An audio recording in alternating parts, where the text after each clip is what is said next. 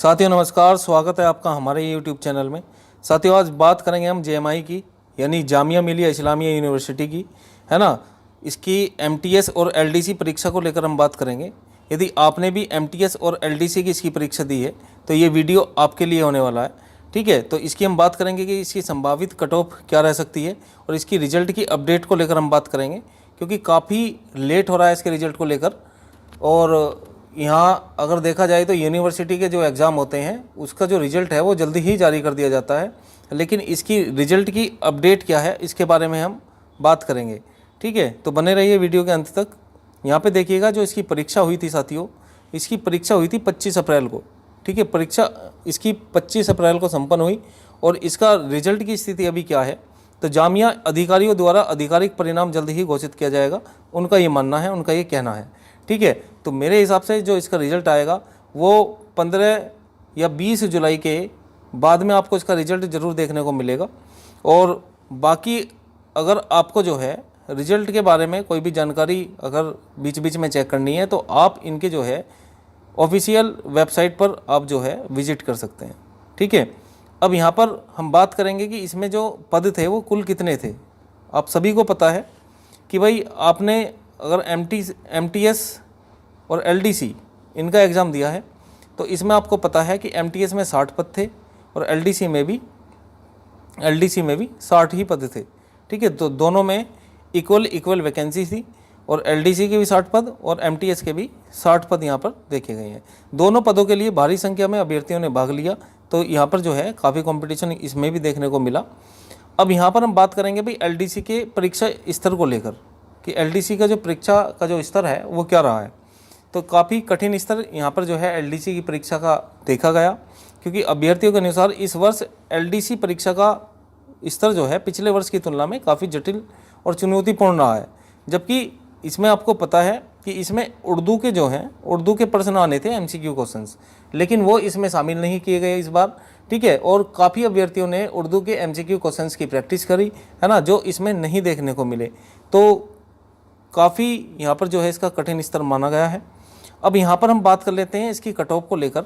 यदि आपने एलडीसी का एग्ज़ाम दिया है तो यहाँ पर यदि आपके 55 से 60 नंबर बन रहे हैं, क्योंकि आपको पता है कि इसमें टाइपिंग टेस्ट है भाई, स्किल टेस्ट है, तो जिसमें स्किल टेस्ट होता है उसमें ये 1.5 गुना 2 गुना या नियमावली के हिसाब से कुछ इतने बच्चे बुलाते हैं ताकि जो है इन्हें, क्योंकि इसमें टाइपिंग है, ठीक है, तो कम अंक वाले भी ये क्या कर लेते हैं, उनको शॉर्ट लिस्ट कर लेते हैं, ठीक है। तो बाद में हो सकता है कि इसकी कट ऑफ जो है 1-2 नंबर और आगे ऊपर बढ़ जाए, पर बाकी अगर आपके इतने नंबर बन रहे हैं, है ना, 55 से 60 नंबर के बीच में, तो आप जो है टाइपिंग अपनी शुरू कर दो, है ना। और टाइपिंग जो है रिजल्ट के बाद में या 1 हफ्ता 10 दिन 15 दिन मैक्सिमम इतना ही समय इसमें मिलता है, ठीक है। बाकी आपके एलडीसी का अगर आपने एग्ज़ाम दिया है तो आपके कितने नंबर बन रहे हैं ये कमेंट बॉक्स में मुझे ज़रूर बताएं, ठीक है।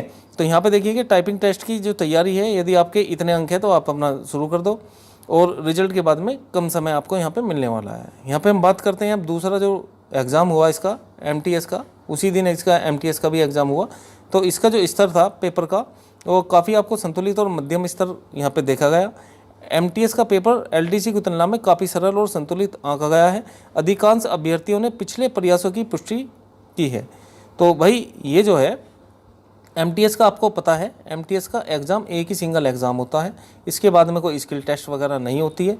तो इसमें जो है, और इसका पेपर भी ज़्यादा टफ नहीं आया था, तो इसकी जो कट ऑफ है ये थोड़ी सी आपको हाई देखने को मिल सकती है। यानी कि पेपर में सीधे पारंपरिक प्रश्नों की संख्या अधिक होने के कारण औसत स्कोर में वृद्धि निश्चित मानी जा रही है, ठीक है। तो लगभग जो है यहाँ पर बच्चों ने सही स्कोर किया है। तो एमटीएस की अगर मैं मेरिट की बात करूँ, जो इसकी मेरिट है वो 75 प्लस जाने की उम्मीद है साथियों, है ना। उच्च कट ऑफ का मुख्य कारण क्या है, ये कारण भी समझो आप, क्योंकि एमटीएस का पेपर सरल था और इसमें कोई कौशल परीक्षा यानी कि कोई स्किल टेस्ट नहीं है साथियों, है ना, इसलिए इसकी कट ऑफ स्वाभाविक रूप से ऊपर जाएगी। सीधा चयन यानी कि लिखित परीक्षा के अंक ही अंतिम चयन का आधार बनेंगे, क्योंकि इसमें स्किल टेस्ट तो है नहीं। और 75 या उससे अधिक अंक अगर आपके बन रहे हैं, है ना, तो आप जो है अपना डॉक्यूमेंट वगैरह ये सब तैयार रखें। और बाकी आपने अगर एमटीएस का दिया है और आपके कितने इस एग्ज़ाम में नंबर बन रहे हैं तो आप जो है हमें कमेंट कर सकते हैं, है ना, बता सकते हैं। अब इसके बाद में आगे हम बात करेंगे भाई, इसमें कुछ बच्चों का ये कहना है कि जी इसमें जो है जो मेरिट लिस्ट लगती है वो किस तरीके से लगेगी। तो यहाँ पर मैं आपको बताऊँ कि यहाँ जो है जो कैटेगरी का रिलैक्सेशन मिलता है वो नहीं मिलेगा, ठीक है। इसमें सभी जो कैंडिडेट हैं वो जनरल में ही काउंट करते हैं। तो जेएमआई आमतौर पर गैर शिक्षण पदों के लिए अलग अलग जटिल श्रेणीवार के बजाय एक ही मेरिट सूची जारी करती है ना। तो सभी को जनरल कैटेगरी में लिया जाता है। ऐसा नहीं है कि जनरल की अलग जाएगी, ओबीसी की अलग, एससी डब्ल्यूएच की, तो वो वाला सिस्टम नहीं है जो और वैकेंसी में आपको देखने को मिलता है।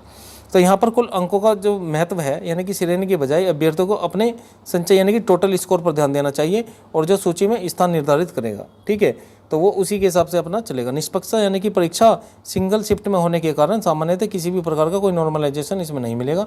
आपको पता है कि सिंगल शिफ्ट में एमटीएस का भी और इसका भी पेपर सिंगल शिफ्ट में ही लिया गया था। अब यहाँ पर हम बात करते हैं एलडीसी और एमटीएस में अंतर और इसमें तुलना की।